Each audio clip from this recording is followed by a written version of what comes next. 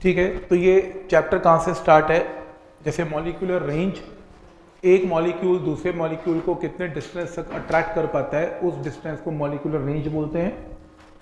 Next है surface की film, top की सरफेस की फिल्म, जहाँ पर जिसकी जो जो विड्थ है वो रेंज के इक्वल है, उसको क्या बोलते हैं? सरफेस की फिल्म बोलते हैं, टॉप की सरफेस है। पहला फॉर्मूला सरफेस टेंशन का, फोर्स पर यूनिट लेंथ, पहला फॉर्मूला। नेक्स्ट है सरफेस टेंशन, एक प्रॉपर्टी है जिसके अंदर कोई भी सरफेस जो है अपने एरिया को मिनिमाइज करती है, ये दूसरा कॉन्सेप्ट है। नेक्स्ट जो जिसके ऊपर ज़्यादा क्वेश्चन आए हुए हैं, वो दो टाइप के क्वेश्चन हैं जो मैं देख रहा हूँ। या तो सरफेस एनर्जी पे आएगा, मतलब अगर 100 क्वेश्चन आया है तो शायद 80 क्वेश्चन इस पे आएगा, या फिर आएगा सरफेस टेंशन के फॉर्मूले पे, 2-3 क्वेश्चन है, ज़्यादा नहीं है, या आएगा कैपिलरी एक्शन पे, 2 किस्म के, और या आएगी प्रॉपर्टीज ऑफ सरफेस टेंशन पे। ये अगर 80 क्वेश्चन है, 80 नहीं, इसी में डिवाइडेड है सारा। आज हम देखेंगे बिल्कुल जिसको बोलते हैं ना कि क्वेश्चन रेपिटेटिव है, रिपीट हुए जा रहे हैं सरफेस एनर्जी के, तो आज इसको डिस्कस करेंगे। तो इसके अंदर सबसे पहले सरफेस एनर्जी का कॉन्सेप्ट ये है। सरफेस एनर्जी के अंदर मान लो आपको याद आता होगा ये शीट में कि हम एक फ्रेम लेते थे ऐसा, और ये स्लाइडर मूव कर सकता था, सोप की फिल्म है, और आप इसे खींचते हो। सरफेस टेंशन की प्रॉपर्टी चाहती है सोप फिल्म छोटी हो जाए, आप खींच के सोप फिल्म को बड़ा कर रहे हो, तो आप बेसिकली क्या कर रहे हो? वर्क डन कर रहे हो in increasing the area. Surface tension चाह रही है एरिया घट जाए, आप चाह रहे हो एरिया बढ़ जाए। एरिया बढ़ाना नेचर के अगेंस्ट है, क्योंकि नेचुरली तो एरिया कम ही होता है, तो इसलिए उसमें एनर्जी स्टोर हो जाती है, जिसको सरफेस एनर्जी बोलते हैं। सरफेस एनर्जी का फॉर्मूला ये नोट करना है, surface energy is amount of work done upon increase in surface area. या फिर इसकी जगह एक सिंपल कॉन्सेप्ट याद करते हैं इसमें, चाहे एरिया बढ़े चाहे एरिया घटे, उससे कोई फर्क नहीं, फॉर्मूला एक ही है। सरफेस एनर्जी और सरफेस टेंशन न्यूमेरिकली बात एक ही है। सरफेस एनर्जी और सरफेस टेंशन न्यूमेरिकली बात एक ही है। तो सरफेस एनर्जी या surface tension is amount of work done या एनर्जी कुछ भी divided by change in area. तो वर्क डन या एनर्जी जो भी होगी will be equal to surface tension into change in area, ये कॉन्सेप्ट है। तो बस आप इस फॉर्मूले को याद रखेंगे कि सरफेस एनर्जी या सरफेस जो एनर्जी या वर्क डन कभी कैलकुलेट करना हो, sigma into change in area, point number 1। फिर पॉइंट नंबर 2 जो जिसके ऊपर बहुत ज़्यादा क्वेश्चन आए हुए हैं, वो ये हैं कि आपको 2 किस्म के क्वेश्चन पूछेगा वो, या तो आपके ड्रॉप्स कंबाइन करेगा और बड़ा ड्रॉप बनाएगा, या फिर दूसरा काम बड़े ड्रॉप को तोड़ के छोटे छोटे छोटे छोटे ड्रॉप्स बनाएगा। 2 काम होंगे। तो दोनों केस में सबसे पहला काम क्या करना है, मान लो n ड्रॉप्स हैं, तो पहली इक्वेशन दोनों के अंदर एग्जैक्टली सेम होगी, n into total volume is equal to 4/3 into pi into total volume of a sphere. क्योंकि वॉल्यूम तो इक्वेट किया जा सकता है, चाहे बड़ा छोटे में टूटे या छोटा बड़े में टूटे, कोई फर्क नहीं पड़ता। तो n into 4/3 pi R cube is equal to 4/3 pi capital R cube, ये लो आर क्यू ऐसे, ठीक है। तो ये आपके पास वॉल्यूम का कॉन्सेप्ट है। उसके बाद जब आप छोटे ड्रॉप्स को मिलाते हो तो इसमें कोई एफर्ट नहीं, आपको करने की ज़रूरत नहीं है। जब छोटे ड्रॉप्स मिलेंगे तो अपने आप कंबाइन होकर बड़ा ड्रॉप बन जाएगा, और बड़ा ड्रॉप अपने आप एन ड्रॉप्स में नहीं टूटता, उसमें वर्क डन करना पड़ता है। तो बड़े ड्रॉप को छोटे ड्रॉप में तोड़ने के लिए अमाउंट ऑफ वर्क डन कितना करना पड़ेगा, ये क्वेश्चन आएगा। और छोटे ड्रॉप्स जब बड़े में कन्वर्ट होंगे तो अमाउंट ऑफ एनर्जी रिलीज पे क्वेश्चन आएगा, कितनी एनर्जी रिलीज हुई, चाहे वर्क डन आए चाहे एनर्जी रिलीज हो। मेरे को ये पता है कि इसमें एरिया चेंज हो रहा है। एरिया कैसे चेंज हो रहा है? जो छोटे ड्रॉप्स का एरिया है वो हमेशा बड़ा होता है, मतलब कि n into 4 pi R square, और ये हमेशा बड़ा होगा इस एरिया से। तो इसका मतलब there is decrease in area, area बड़ा था, एरिया छोटा है, और यहाँ पर this is increase in area. तो बेसिकली अगर आपको एनर्जी पूछी है, आप सिंपली एक काम करें, आप सरफेस टेंशन को चेंज इन एरिया से मल्टीप्लाई कर दें, तो आपका आंसर ये आ जाएगा n into 4 small R square minus 4 capital R square, ये रहा। और ऐसे अगर आपसे वर्क डन पूछे तो work done is equal to sigma into again change in area, sigma into बड़े एरिया में से छोटे एरिया को फिर से क्या कर देना है, मल्टीप्लाई, बस सिंपल है। ये कॉन्सेप्ट याद रखना है, चाहे वो एनर्जी पूछे चाहे वो वर्क डन पूछे, सिग्मा इंटू डेल्टा ए का कॉन्सेप्ट दोनों पे लगा देना है। ठीक हो गया यहाँ तक? कैसे क्वेश्चन आएगा इसको एक बार हम डिस्कस भी करेंगे। तो लिखा होगा आपने फॉर्मूला रजिस्टर में सारा, ये काम आता है फॉर्मूला रजिस्टर, मैंने बताया था आपको, बहुत काम की चीज़ है ये। नोट अगर कर रखा है तो फटाफट रिवीजन हो जाती है। नेक्स्ट है, इसमें सरफेस एनर्जी के कॉन्सेप्ट के बाद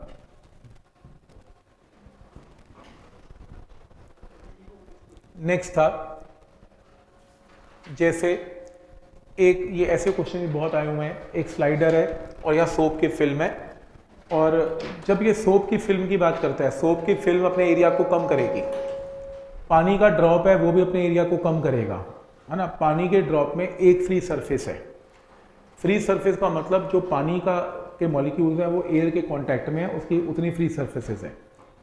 तो याद रखना, जब एक बबल छोटा होता है उसका अंदर का एरिया भी छोटा होगा क्योंकि अंदर भी एयर है और उसके बाहर भी एयर है, तो उसकी दो फ्री सरफेस है, बाहर भी फ्री सरफेस है और अंदर भी फ्री सरफेस है। तो उस केस में दो फ्री सरफेसेस हैं, दो फ्री सरफेस हैं। तो जब हम बबल का कोई क्वेश्चन करते हैं और वर्क डन कैलकुलेट करते हैं कि बबल छोटा हो गया बड़ा हो गया, उसमें हम 2 से मल्टीप्लाई करते हैं। 2 एक्स्ट्रा इसलिए क्योंकि चेंज इन एरिया वहां पर ट्वाइस माना जाता है, अंदर का एरिया भी और बाहर का एरिया भी, लेकिन ड्रॉप के अंदर एक ही एरिया माना जाता है क्योंकि वहां एक ही पानी का मॉलिक्यूल एयर के कॉन्टैक्ट में है। और इसको कैसे यूज करना भी बताता हूं। जैसे मान लो ये एक सोप की फिल्म है और ये ना टिका हुआ है, ये स्लाइडर नीचे गिर रहा है अपने वेट की वजह से, पर गिर नहीं पा रहा क्योंकि सोप की फिल्म एरिया कॉन्ट्रैक्ट कर रही है और एरिया छोटा कर रही है, छोटा कर रही है, तो इसको ऊपर फोर्स लगाएगी। सरफेस टेंशन की फोर्स होती क्या है, सरफेस टेंशन इनटू लेंथ, क्योंकि टी क्या होता है, सरफेस टेंशन क्या होता है, फोर्स बाय लेंथ। तो फिर फोर्स क्या होती है, सरफेस टेंशन इनटू लेंथ, पर यहाँ पर ट्वाइस से मल्टीप्लाई करना पड़ेगा क्योंकि ये जो सोप की फिल्म है उसके यहाँ भी एयर है, इस सोप की फिल्म के यहाँ भी एयर है, तो दो फ्री सर्फेसेस हैं, इधर भी फोर्स लग रही है और इधर भी फोर्स लग रही है, ये एरिया भी कॉन्ट्रैक्ट हो रहा है, ये एरिया भी कॉन्ट्रैक्ट हो रहा है। तो जितने क्वेश्चन सोप की फिल्म के साथ आएंगे उसमें ट्वाइस मल्टीप्लाई करना पड़ेगा। तो इसलिए ऊपर की force 2 into T into L है और नीचे का वेट को बैलेंस किए हुए जो निकालना निकाल लेना है इसमें। तो इक्वेशन ये आया हुआ है मेंस में, बहुत एनसीईआरटी का पहला न्यूमेरिकल है, बहुत मेंस में आया हुआ, दिखाऊंगा अभी, बट समझ में आ रहा है, ट्वाइस से मल्टीप्लाई करना है इसमें। जैसे वो कह रहा है कि इसमें लिक्विड का डायमीटर कैपिटल डी है और एक लिक्विड 27 ड्रॉप में टूट गया। तो जब एक डायमीटर डी है और 27 ड्रॉप में टूट गया, 27 ड्रॉप में से छोटे ड्रॉप का रेडियस स्मॉल आर है, तो टोटल वॉल्यूम बड़े वाले का 4/3 पाई कैपिटल आर क्यूब है, 27 इंटू छोटा वॉल्यूम, तो यहाँ से छोटा आर की वैल्यू कैपिटल R/3 आ गई। वो कह रहा है इस केस में एनर्जी रिलीज कितनी हुई, सरफेस टेंशन टी है, तो एनर्जी रिलीज बताइए ना, surface tension into change in area, क्योंकि ड्रॉप है, ड्रॉप है तो चेंज इन एरिया में ट्वाइस मल्टीप्लाई नहीं होगा। अगर ये बबल होता तो फिर यहाँ पे ट्वाइस करना पड़ता है क्योंकि सरफेस टेंशन अंदर भी है और बाहर भी है, ड्रॉप में सिंगल है। तो एरिया बड़ा, एरिया 27 ड्रॉप का एरिया बड़ा है और एक ड्रॉप का एरिया छोटा है। तो यहाँ पर स्मॉल आर की जगह जो वॉल्यूम से निकाला कैपिटल R/3, क्योंकि कैपिटल आर तुम्हें गिवन नहीं है, तुम्हें तो डायमीटर गिवन है, तो हर जगह जहाँ कैपिटल आर है वहाँ D/2 पुट करके आंसर आ जाएगा। मतलब तरीका बता रहा हूँ किस तरीके से कर सकते हैं। जैसे खुद ऐसे क्वेश्चन आए हुए हैं, n ड्रॉप्स ऑफ वाटर है, पानी के ड्रॉप है, ये n ड्रॉप्स है, सरफेस टेंशन S है और रेडियस इसका R है, सिंगल ड्रॉप बना दिया, कंबाइन होकर सिंगल ड्रॉप बन गया और radius capital R। Rise in temperature इसके इक्वल प्रूव करो, जब छोटे ड्रॉप बड़े ड्रॉप में कंबाइन होंगे तो एनर्जी रिलीज होगी। पहला स्टेप, वॉल्यूम इक्वेट कर दो, वॉल्यूम इक्वेट करके n की वैल्यू निकाल लो। उसके बाद एनर्जी रिलीज क्या होगी, surface tension into change in area, change in area में n ड्रॉप का एरिया बड़ा है, सिंगल ड्रॉप का छोटा एरिया है, तो माइनस कर दिया। तो चेंज इन एरिया, क्योंकि आपको जो एनर्जी रिलीज हुई उससे इस ड्रॉप का क्या हुआ, टेम्परेचर इंक्रीज हो गया और आपको राइज इन टेम्परेचर निकालना है।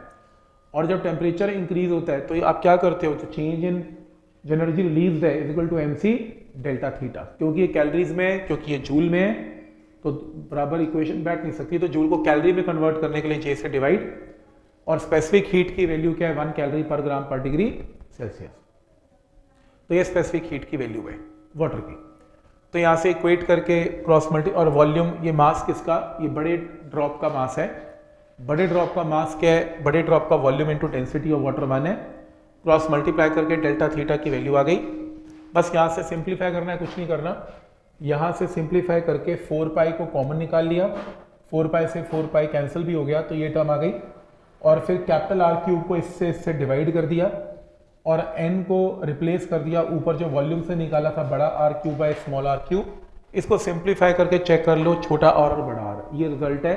अब ये रिजल्ट ना ऑब्जेक्टिव में, मेंस और नीट में सीधा मार्क करने को आया हुआ है। अब तुम उसको कैसे याद करोगे या प्रूफ करोगे पेपर में, तुम्हारी इच्छा है। आज ऑब्जेक्टिव में आएगा तो देख लेना कैसे करना है। और ये क्वेश्चन मिलता जुलता क्वेश्चन आए हुए हैं, ऐसे पता होना चाहिए। नेक्स्ट इसके अंदर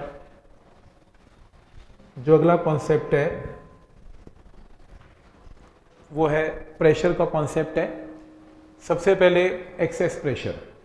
अगर एक आपके पास क्या है, ड्रॉप है, पानी का ड्रॉप है, पानी के ड्रॉप के अंदर का प्रेशर एटमॉस्फेरिक प्रेशर से बड़ा होगा, तो अंदर का प्रेशर बाहर के प्रेशर से कितना बड़ा होगा, अंदर का प्रेशर बाहर के प्रेशर से कितना बड़ा होगा, उसको एक्सेस प्रेशर बोलते हैं। तो एक्सेस प्रेशर का formula 2 sigma by R, sigma for surface tension, R for radius of the drop, ये पहला फॉर्मूला है, ठीक। और अगर ये सोप बबल होगा, सोप बबल में ट्वाइस हो जाएगा, यही फर्क है। अंदर का pressure minus atmospheric pressure 4 sigma by R, drop में होता है 2 सिग्मा बाई आर, इसमें 4 sigma by R. Point clear है यहाँ तक, ये फॉर्मूला दोनों क्लियर है।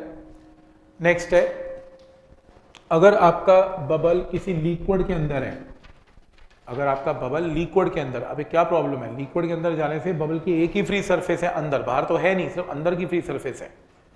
तो ऐसे केस में जो एक्सेस प्रेशर है वो 4 सिग्मा बाय आर नहीं रहेगा। वैसे बबल का 4 सिग्मा बाय आर होता है, पर अगर बबल पानी में उतर गया तो बाहर तो एयर रही नहीं, तो उस केस में आपका आंसर क्या आएगा, 2 सिग्मा बाय आर। पॉइंट समझ में आ रहा है यहाँ तक, 2 सिग्मा बाय आर।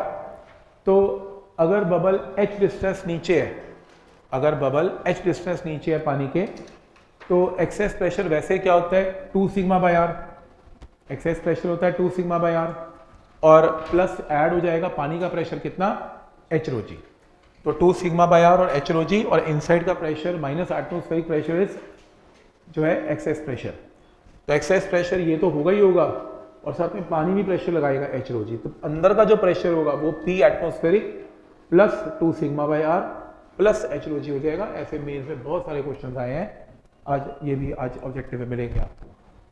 क्लियर है यहाँ तक, ठीक, फॉर्मूला क्लियर है यहाँ तक। नेक्स्ट है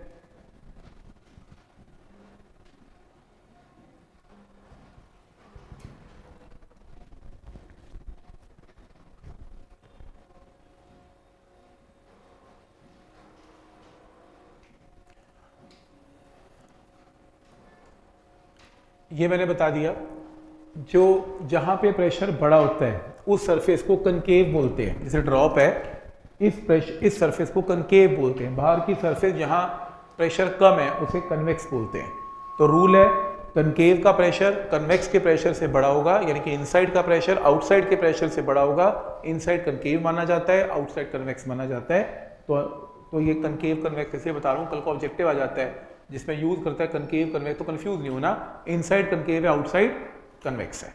तो इनसाइड का प्रेशर जो है आउटसाइड से बड़ा होगा, और कुछ नहीं करना, और इसमें कुछ नहीं है। जो नेक्स्ट है, next is angle of contact. 3 किस्म के मेनिस्कस हैं। जैसे पानी का मेनिस्कस ऐसा है क्योंकि पानी चिपकता है वॉल्स के साथ, और मरकरी का मेनिस्कस ऐसा है क्योंकि मरकरी की फोर्स बहुत स्ट्रांग है, वो कंटेनर से नहीं चिपकती, और ये कनकेव है, ये कन्वेक्स है, और कई सरफेस फ्लैट है। तो रूल नंबर 1, अगर ये मेनिस्कस ऐसा है और आप एक टेंजेंट ड्रॉ करते हैं मेनिस्कस पे, इस टेंजेंट ने इसके कंटेनर के साथ जो एंगल बनाया वो थीटा, इसे बोलते हैं एंगल ऑफ कांटेक्ट। तो जिनका सरफेस ऐसा है, लिक्विड जैसा है, उनका एंगल लेस देन 90 है, और जिनका सरफेस ऊपर की तरफ है और टेंजेंट ऊपर बनेगा तो इसका एंगल कंटेनर में ग्रेटर देन 90 है। तो लेस देन 90 है, ग्रेटर देन 90 है, और जो फ्लैट है वो इक्वल टू 90 है। ये पता होना चाहिए आपको। नेक्स्ट है, इसके अंदर ये रूल है, अगर आपका मेनिस्कस फ्लैट है तो यहाँ और यहाँ प्रेशर एटमॉस्फेरिक है, अगर आपका सरफेस कुछ नीचे को है तो यहाँ का प्रेशर कम होगा और यहाँ का प्रेशर ज़्यादा है। कितना? बाई 2T/r, और 2T/r के अंदर जो कैपिटल R है वो रेडियस ऑफ ट्यूब नहीं है, वो रेडियस ऑफ मेनिस्कस है। रेडियस ऑफ मेनिस्कस का मतलब है अगर मैं ऐसे गोल बना दूं स्फेयर तो उसका radius imaginary radius capital R है, और ऐसे ही इसके अंदर यहाँ का प्रेशर बड़ा है और यहाँ का प्रेशर छोटा है बाई 2T/R। फिर कैपिलरी एक्शन है। कैपिलरी एक्शन में लिक्विड ऊपर राइज हो जाता है। जब लिक्विड ऊपर राइज होता है तो हाइट का फॉर्मूला है 2T/R ρg। Capital R radius of meniscus है। लेकिन अगर आप स्मॉल r की फॉर्म में निकालें, स्मॉल r में कैसे निकलता है? ये ट्यूब का रेडियस है, ये मेनिस्कस का रेडियस है, और ये 90 डिग्री है, टेंजेंट है। तो angle of contact theta, 90 minus theta तो थीटा, तो कॉस थीटा क्या है? Small r by capital R। तो capital R small r by cos theta. तो जो हाइट का फॉर्मूला जिसमें कैपिटल R आ रहा है उसमें ट्यूब का रेडियस पुट कर देंगे स्मॉल r कॉस थीटा, तो आपके पास ये फॉर्मूला आएगा 2T cos theta by R ρg।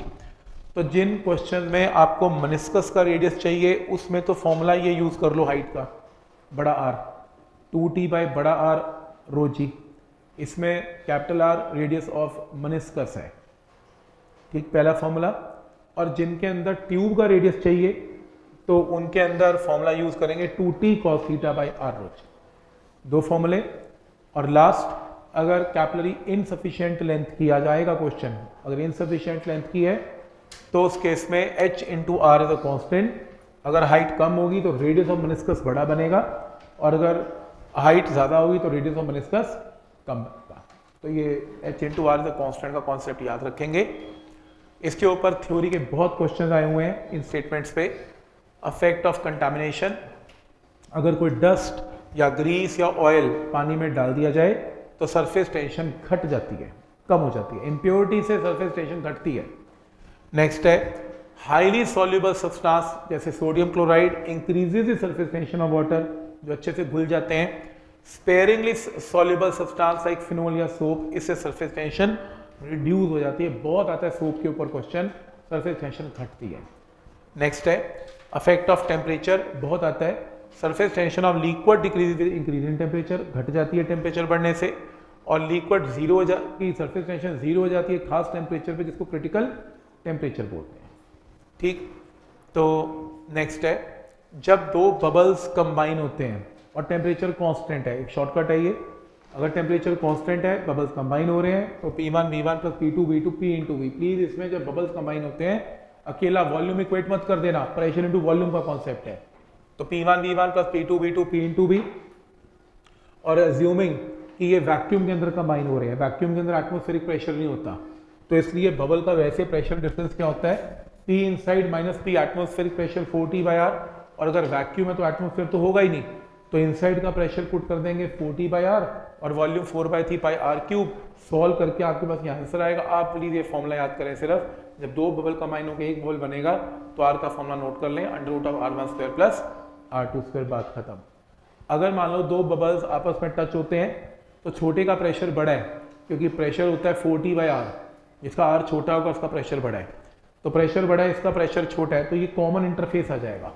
Common interface में जो रेडियस आएगा उसका फॉर्मूला मार्क करें, 1/R is 1/R1 minus 1/R2। तो कॉमन इंटरफेस का ये रेडियस है। अगर कल को पूछा जाए तो ये रेडियस सीधा मार्क कर देना, बातें खत्म है, ठीक है यहाँ तक। तो आपका पहला फॉर्मूला ये है बबल्स कॉम्बिनेशन का, बबल्स का कॉमन इंटरफेस है 1/R 1/R1 माइनस 1/R2। ये याद रखना है आपने इसमें, ठीक। नेक्स्ट है